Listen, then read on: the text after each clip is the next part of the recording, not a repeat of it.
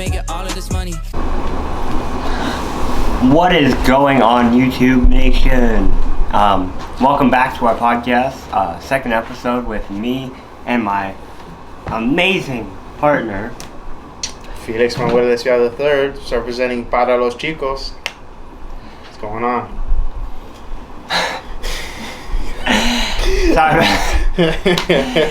Sorry about that. We last time, and I'm sure I can speak for Felix, but we felt like our intro wasn't that long. Mm-hmm. We felt like we didn't really get kind of introduce ourselves properly. Like, yeah, we said, "Oh, I'm Dennis Hogan.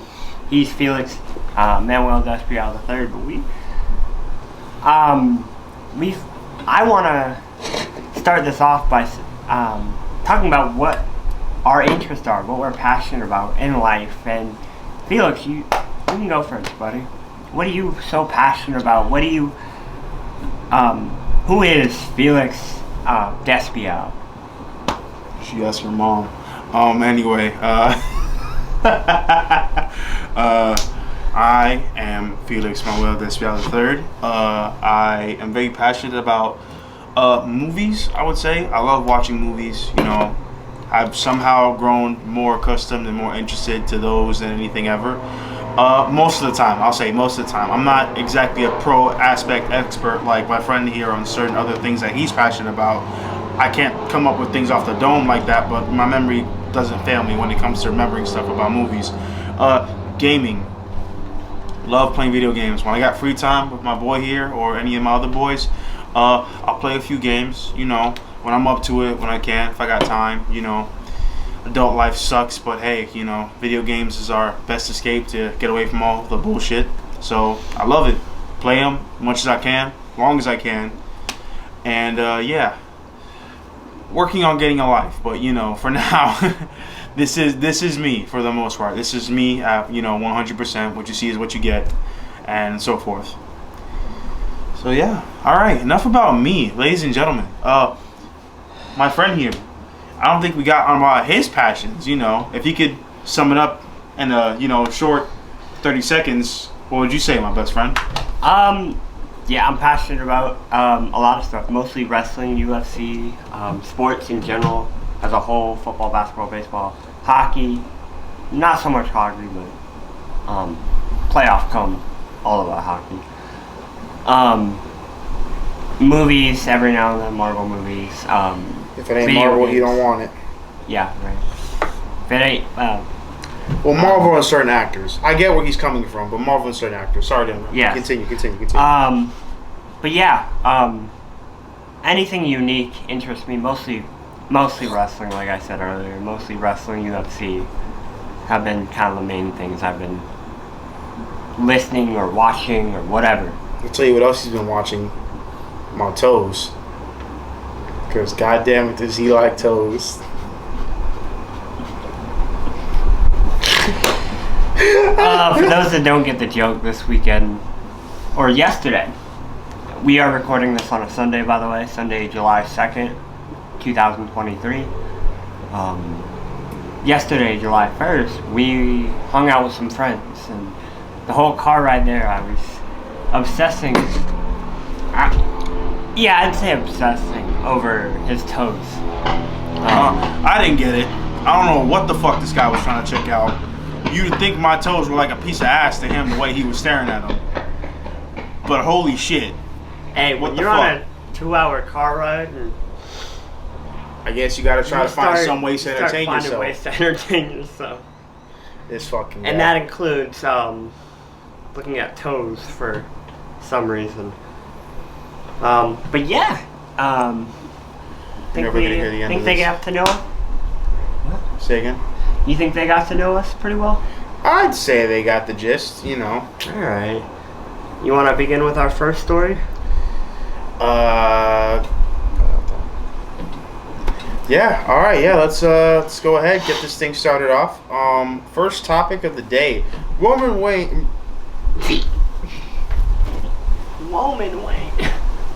Sorry, let me get the Elmer Fudd out of me. Roman Reigns. You guys know him. WWE. Let me take it away. Roman Reigns, WWE Universal Champion, our tribal chief, There you so-called head of go. the The table. tribal chief. He's in God mode. Was. Yesterday, took his first loss in over 1,000 days to his own cousin, Jey Uso. Felix, upon hearing that, and I don't know if you've seen it, because I don't know what you've seen on TikTok or all around, but what is your reaction to Jey Uso pinning Roman Reigns? Jey Uso is a fake ass bitch to do that to his actual own Uso. I'm sorry. I know. I'm sorry. I'm sorry, because I think this whole thing stemmed from Sami Zayn joining the family, right? Yes. Well, Seriously, not no. really. Not. What do you mean, not really? I'm sorry. Let me not give my 2 cents in yet until the superstar WWE expert right here gives in his perks. Go ahead. You, way prior to Sami Zayn even joining, the Roman was trying to get the Usos on board with the whole bloodline thing, and they just weren't having it. And Roman just, to put it politely, beat the shit out of them until they were like, okay, we'll join your whole bloodline thing. We the ones, whatever. Later on down the bloodline story, I guess to keep it more interesting, that's when they threw in the Canadian master known as Sami Zayn. Sammy, you're awesome, by the way, man. I love it. You try to keep things oozy as best as possible. So, I don't know what it was, but, you know, it sucks to see family turn on family like that, you know. Jey Uso's a fake-ass bitch. That's all I gotta say. He wants to call Sami Zayn a fake-ass Uso. You're a fake-ass bitch doing that to your family, bro. Come on, man. So this is the part where we tell the audience that you don't watch that much wrestling nowadays. Sometimes, but I did see that. I was paying attention to a little bit to the bloodline and all that. I saw Sami Zayn get brought in as a honorary Uso into the bloodline, so I did see that. And then I saw the clip where, you know, the guys fucking failed at keeping their characters together when Sami Zayn hit all of them. You can see it in their faces if you guys go look up the clip. Roman Reigns is sorry, let me rewind it back a little bit more. Sammy and Jey are trying to have a talk. Sammy approaches Jey. Jey comes at him saying, "You ain't nothing but a fake ass Uso anyway. I'm trying to make peace. Why are you not trying to make peace? The tribal chief wants to make peace." Looks right off into staring at his cousin. He goes, "I don't give a damn what the tribal chief wants." And I'm like, really? You're going to say that to the same cousin, same bloodline relative of yours who also pinned your ass and beat you up to get on this track, and that's what you're going to say right then and there? Okay. And then, oh my God, was this such a sight to see. Watching fucking Sammy trying to break the ice or just calm him down and be like, don't worry about him, Roman. It's not his fault. Jay's just not feeling all that oozy lately. I about died. I pissed myself and I laughed my ass off, and you can see it. He's not covering his face in anger there, folks. His character was broken. He was laughing in his palms and everything. And by God, so was Roman. Roman had to turn around for a little bit to not let the camera catch his face, you know, smiling and cracking up. The people probably saw him, but hey. But yeah, shorten this up. Jay, fuck you. In my opinion, it's been a long time coming. I feel Jay is going to be the next tribal chief to begin with, so to me it's just been a long time coming. Seeing as how that story has progressed and seeing the things Roman just flat out abuses, like your older brother abusing the shit out of you, using you for stuff. You're like, go get this. Mom won't get as mad at you for doing it than she will at me if I do it. So just pretty much abusing them. Wow. So for the Uso, it's kind of been a long time coming, honestly. Wow. Actually, you know what, ladies and gentlemen, I'm gonna have to take back everything I said because I'm a middle child, so I can kind of see the aspect from where he said, and I guess where Jay's coming from. So, for a rebuttal, Jay, I apologize. Jay has kind of... Yeah, Jay's been kind of in the middle. He's been... Like he brought up when the whole Sammy thing came...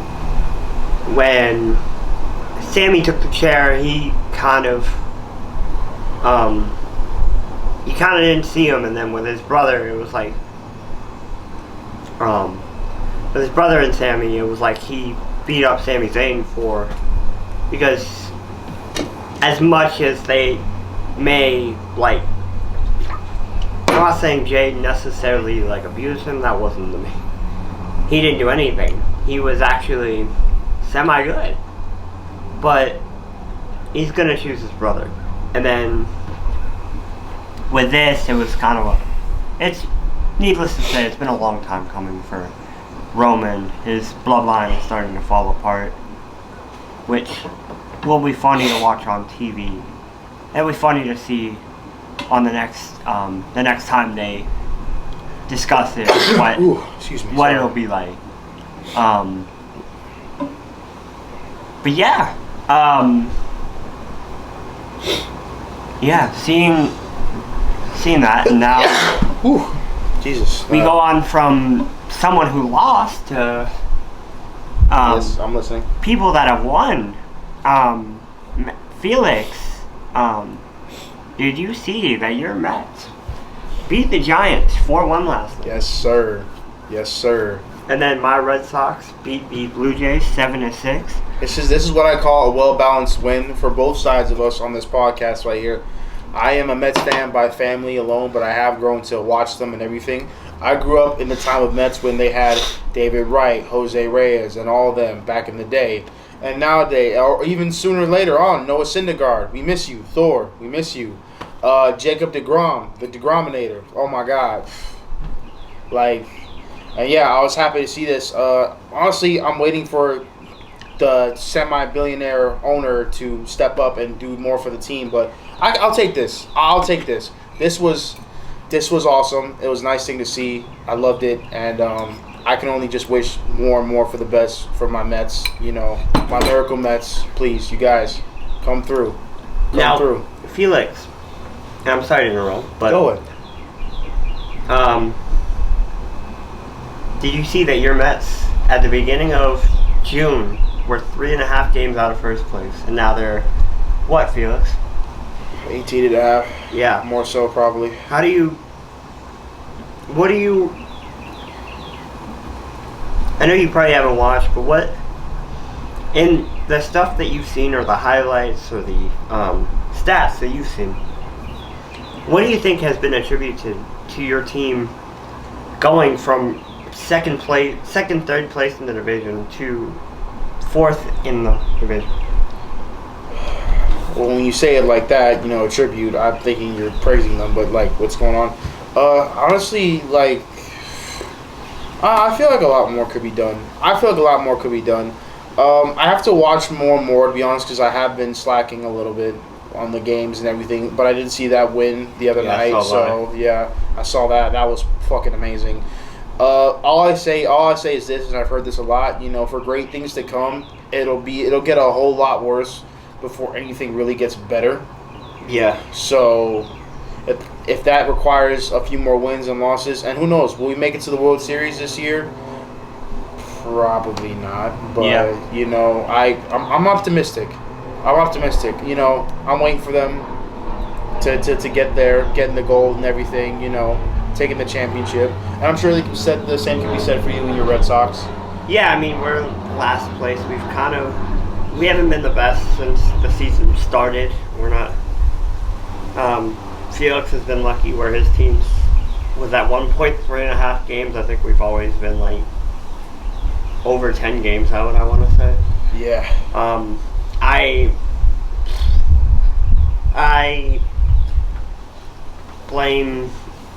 don't really blame anyone. I think there's some stuff. I think our rotation can get better.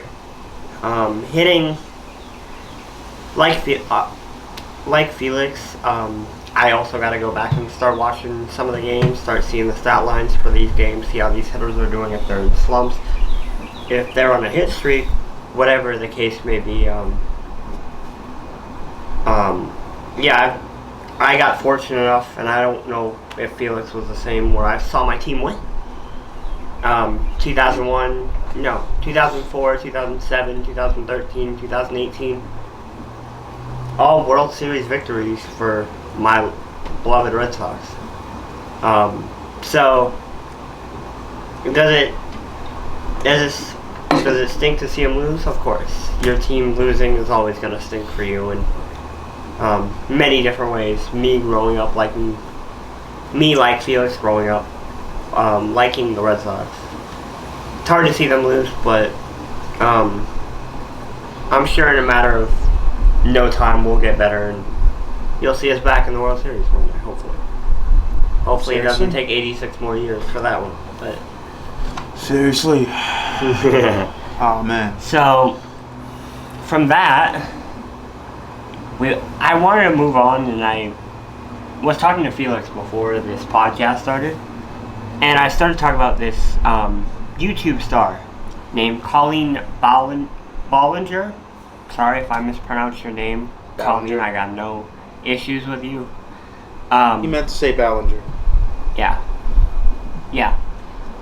She was a YouTube star who is most famous for her role in creating the character Miranda Sings, which a few years back, like early 2010s, was very popular on YouTube because of her videos. Well, I guess it was reported by BBC News that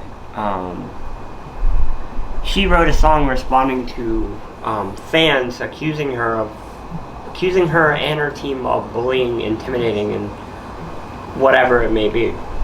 So I guess Colleen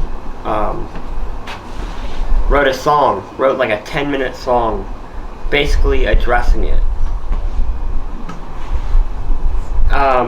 Felix, just reading the story and me giving you the information that I've seen on here, what are your thoughts about this?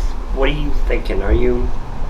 Is this a good look on Colleen? Is this a bad look on Colleen? I mean, when you're accused of, what was it, bullying? Yeah, bullying. I mean, I don't think you really feel any type of good in that situation. But I think that falls under, what is it, this old saying? I don't know.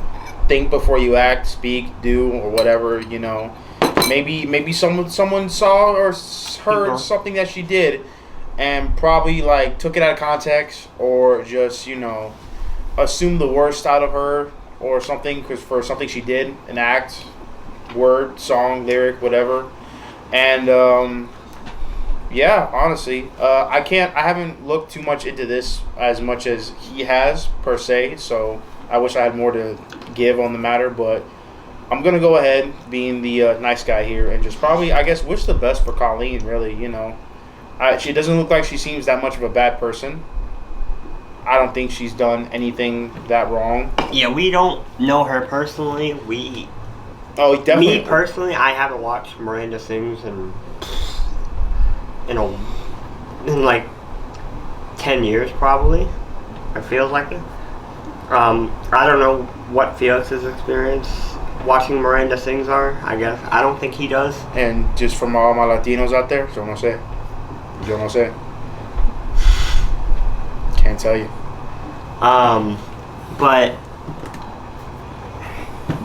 I can't really say. I don't know if a song was acceptable as a response, or if she could have just done like a sit-down video being like, hey, I didn't do all this. I didn't do all this. That was not me. That was none of my team. We did not do this at all. Mm-hmm. Now, to be fair, I guess she used to message fans, but not in kind of a she was a loser kind of way. And from the way she made it sounds like she didn't bully them, or none of her team bullied fans. But if she didn't, then the fans are just accusing. I mean, it's just, yeah, like I said, I would like to know kind of what the motive motive, of the fans for accusing, or maybe get some evidence. Hopefully we find some evidence of the fans getting texts from like Morant, from Colleen or her team being like, hey, basically like bully. And it's not right to bully anyone in general. I think I can speak for me and Felix when I say bullying's not right. You should never bully people, like intimidate them or whatever.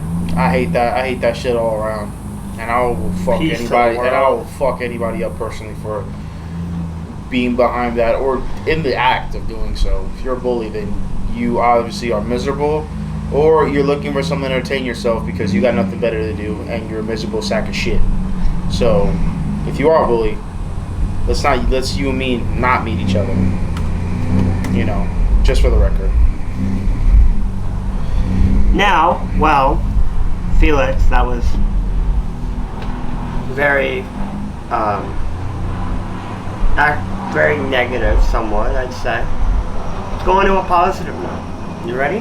Go for it. We were talking before the podcast, and I told him that he listened. What's your reaction to Lil Uzi Vert's new album, The Pink Tape? That shit is very you, my guy. Lil Uzi, you know what you're doing, my man. I loved your songs. Actually, give me a second right here. Don't go anywhere.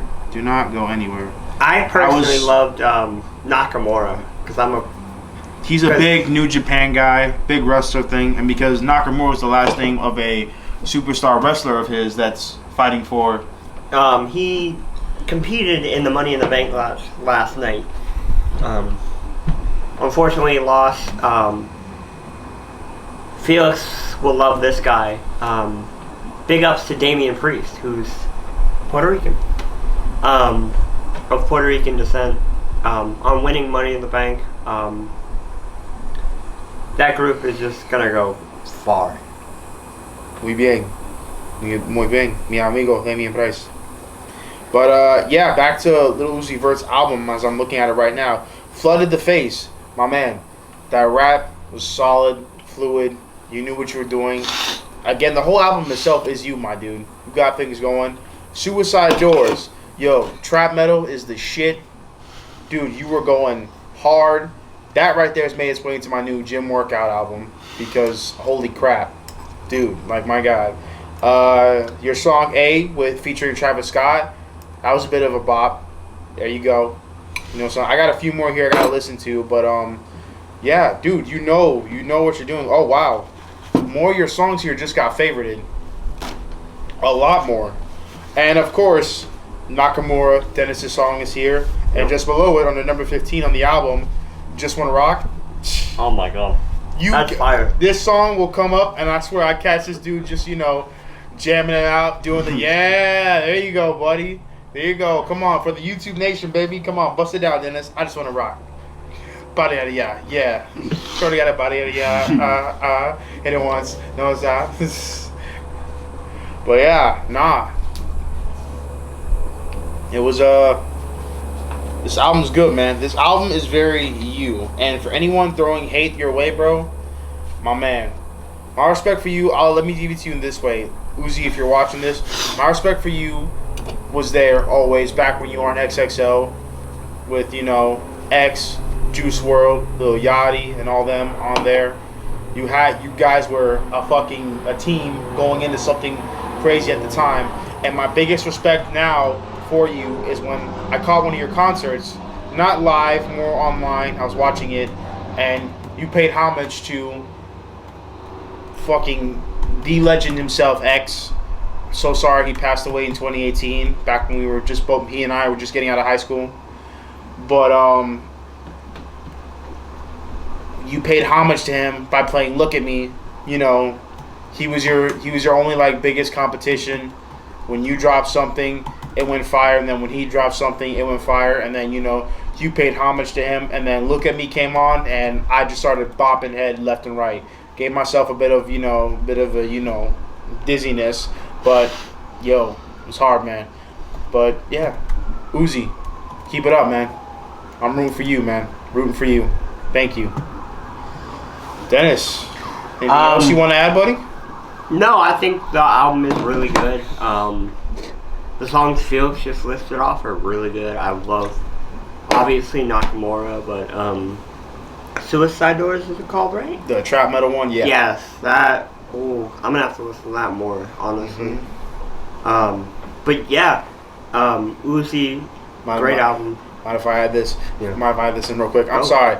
Sorry to cut my buddy off. The start up to Suicide Doors. I love when he's playing all these little comments in the song saying, "Oh, we've never heard of Uzi's song that's really him or nothing or this and that." And I bet you right now that man felt fucking great when this shit came out and he shot down all them fucking haters. So literally, again, big ups to you. Back to you now. Yeah, no, definitely big ups to you. That was a good album as a whole. Thank you to Lil Uzi for releasing that album and gracing our ears with that album. So from one thanks to a Another. dummy, yeah, Jake Paul.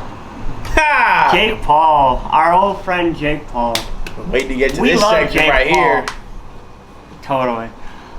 Yeah, totally. I guess Jake Totally. Paul. Dennis, you can see my love for him, right? Oh yeah. Yeah, your love for him. Yeah. I guess he bought a $330,000 Ferrari, and an hour after buying it, broke it. I guess. Dummy started. $330,000 Ferrari. Took it for a drive, and he was doing donuts, I guess, because he thinks he's on an episode of Top Gear. No, he thinks he's on a movie of Fast and Furious. No, he thinks he started speaking with an English accent, and then started talking. Oh. I mean, hey, he thought it was Jason Statham. Yeah, that does not look like Shaw. That looks like Shaw's mentally challenged cousin. He is a problem child. Yeah, he's a problem child. Keyword child. Not a man yet. Hopefully Diaz will knock some sense into him. On August 5th. But I guess he was doing donuts, and all of a sudden, like the ESC and the AVS system started failing. Yeah, so dumbass. Why do you do some stupid ass crap that you know? I'm gonna go out on a limb, and Felix, I don't know cars like that, but I'm gonna guess that car had some mechanical issues before you bought that. I mean, I don't know. Maybe could it have? Maybe not.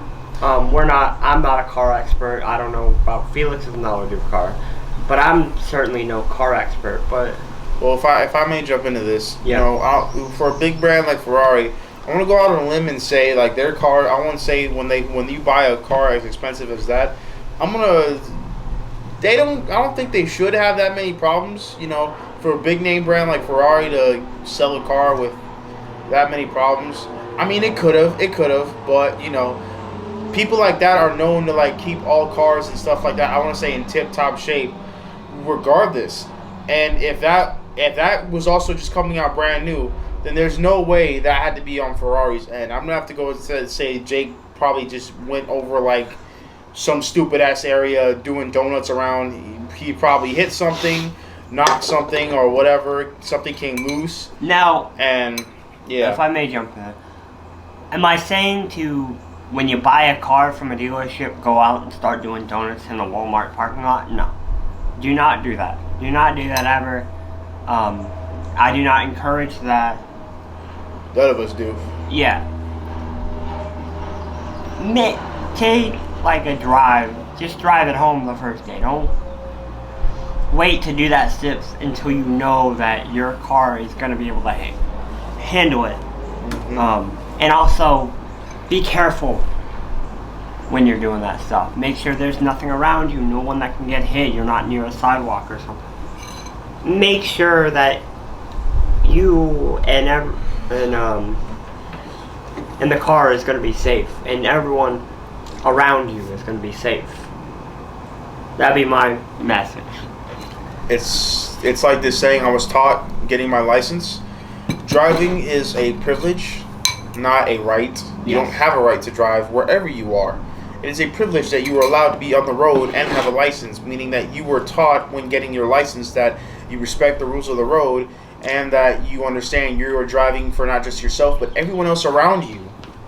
So, but I get it. From somewhere his aspect, you buy something nice and new and you want to test the limits. But yeah, you buy something that looks nice, you want to... Yeah, that can go either or. You start thinking you're Dom Toretto from Fast and Furious. First off, Dom Toretto's not even Dom Toretto anymore. Just saying. Just saying. That'll be next week. That'll be next week's little topic right there. But just saying. Or that could be something you could use in... Guess what time it is? Oh, shit. Your segment, Felix. Okay. You have the mic to yourself. Speak. All right. Well, I'll add for my segment. Like I just said about the Dominic Toretto thing, not being Dominic Toretto. The Fast and Furious franchise is a interesting franchise of mine that I like.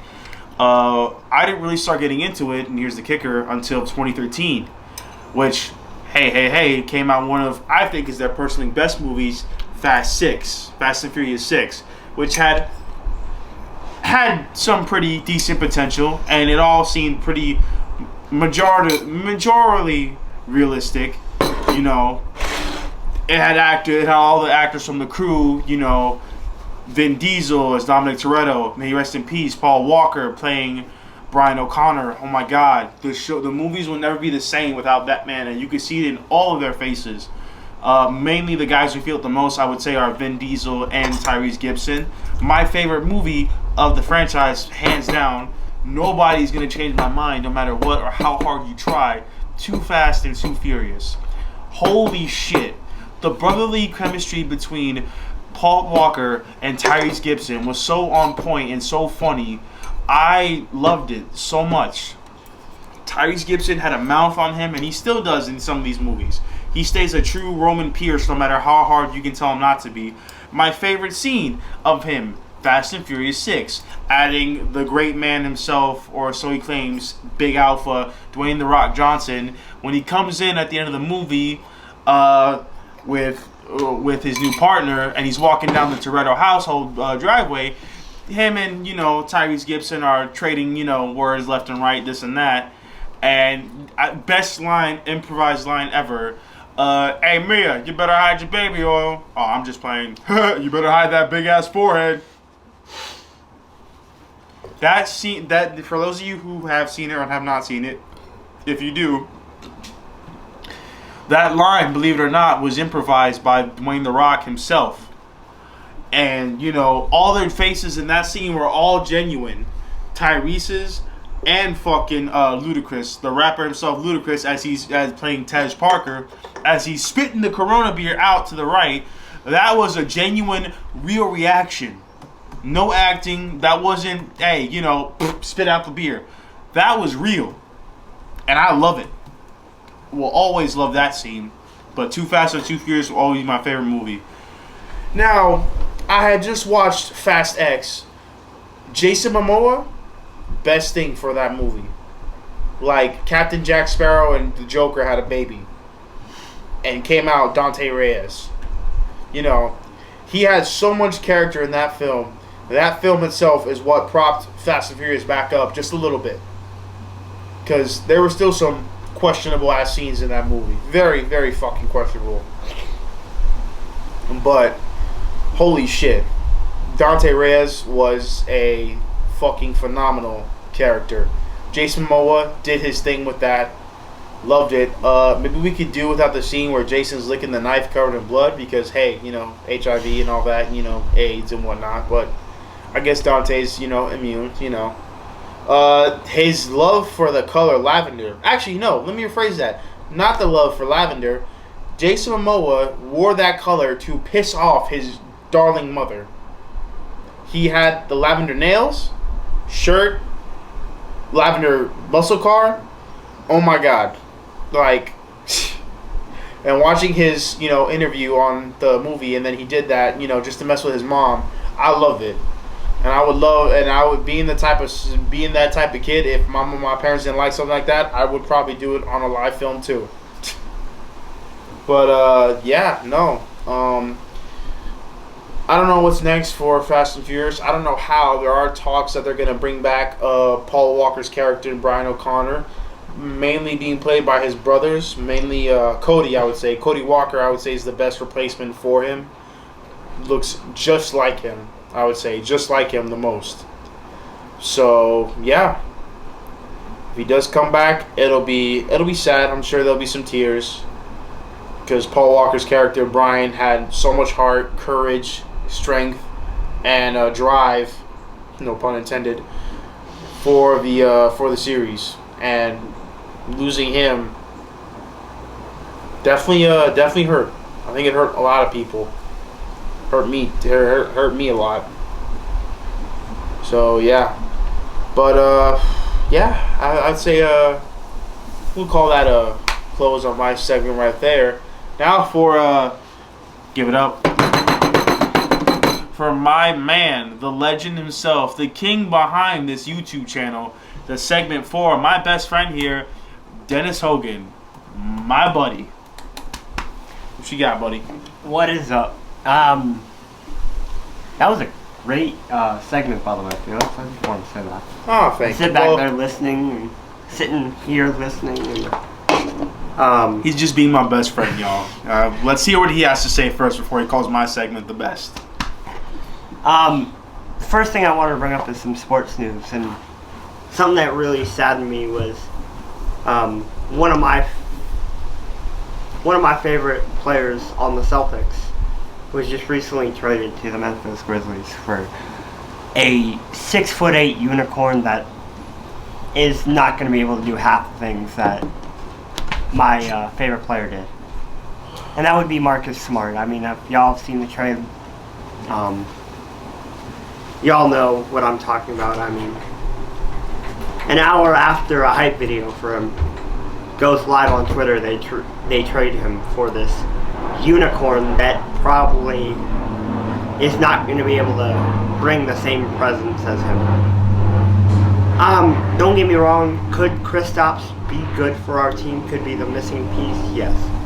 But it's still not going to trade my sadness right now. For right now, in dealing with the loss of a great player like Marcus Smart,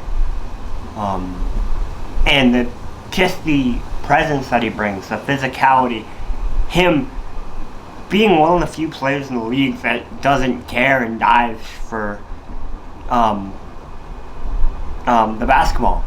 Not many players do that nowadays. You're not seeing LeBron, the ball's about to go out of bounds and you see him dive for it. No, you're not going to see that hustle that Marcus Smart brings. So I hope he fits in with Memphis Grizzlies, but I also hope he comes back to Boston at some point, because he will be missed. In other basketball news, it was reported by a reliable source in the basketball world, Woj, has reported that Damian Lillard has requested a trade from the Portland Trailblazers. What the fuck, Damian? Don't know how reliable this is, because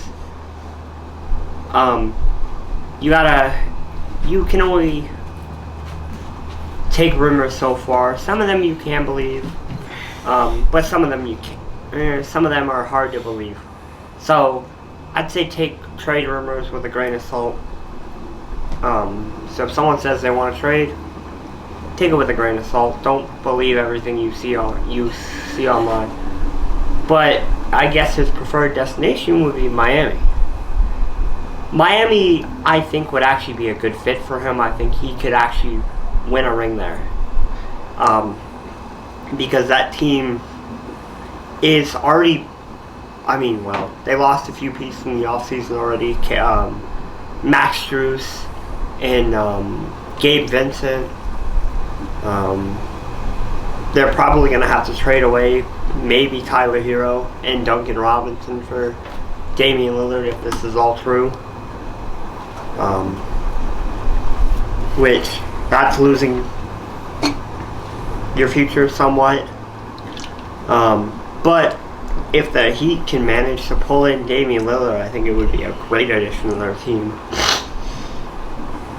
Dame was a guy I was saying that Boston should look at and see if they can possibly get him over there. Because I'm a big fan of Damian Lillard. I mean, his demeanor about him, he's very loyal to the city of Portland. He's been loyal since he came in the league. He's done nothing but good for that community over there, and unfortunately his team hasn't been the best. His team hasn't been able to get over that hump of winning a championship like some other star players. He just hasn't had that team yet built around him to do that. They've made the playoffs, but they've gotten knocked out in the first or second round. So it does suck, but hopefully Lillard finds a good team to win a ring one year. Preferably Boston, but if they trade him Miami, so be it. Miami's a good built team, like I said. It'd be pretty hard not to want to go to Miami when you look at the talent and you look at it. They went to the finals last year. Granted, they probably shouldn't have, because I think Boston's a bit of a better team, but that's for a different conversation. But yeah. So, it being the way it is, hopefully, Dame ends up in Boston. That's, like I said, different day, different story, whatever. So like I mentioned earlier, Damian Priest won Money in the Bank. I'm excited for that because I think that's going to help. But I also think it's going to divide him and Finn Balor. I think in the coming weeks you're gonna watch, and you're gonna see a divide kind of being formed, a crack being formed in the wall of the Judgment Day. When it'll leak, who knows? Could be SummerSlam, could be WrestleMania next year, who knows? But with that, also you have Io Sky winning the women's Money in the Bank match, which, good for her. I didn't get to watch Money in the Bank last year. I see some notes, I see some of the action. No offense to Damian Priest, but I think LA Knight should have won it, but that's neither here nor there. I'm happy for Damian because he's a really good performer who's gotten a lot better. Had match of the night at Backlash with Bad Bunny. Has been doing phenomenal stuff. Past that, AEW's been good, I guess. Bullet Club Gold. If anyone watches AEW, they'll know that. They'll already know what I'm talking about with Bullet Club Gold adding the Guns. Guns are an underrated tag team. They're heels. They're like stereotypical heels where they're afraid, they cower at action, but so quick to jump on it when it's like a 2-on-1 or whatever. When they have the advantage from man-wise, when it's not even odds. But when they get in the ring and it's like a tag team match, like they showed against FTR, they can be a top team. They can hold the belts and make those belts good.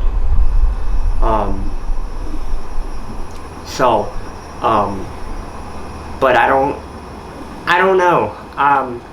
Bullet Club Gold has kind of seemed like a weak faction, kind of like QTV.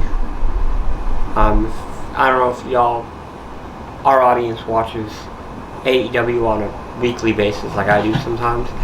QTV has kind of seemed like a fucking joke. Oh, we're gonna look good every now and then against jobbers who are brought in to make us look like dangerous tough guys, but when we get in there with actual tough guys, we look like babies. So, and QT has always been portrayed like that. You never see, you're not gonna, he's a dark wrestler, as you'd like to say. He's an AEW dark wrestler. He's not a AEW Dynamite, AEW Collision wrestler. He's an AEW dark, or shoot, some days he's a dark evolution wrestler. That's just at least the way they've been booking him on TV. So yeah, Felix, I think we're both done with our segments. Last story of the day I want to bring up was there's talks of the Beatles making a final record, one last record, but using John Lennon's voice, For an AI voice, with an as AI. John Lennon, as a dead guy, yeah. So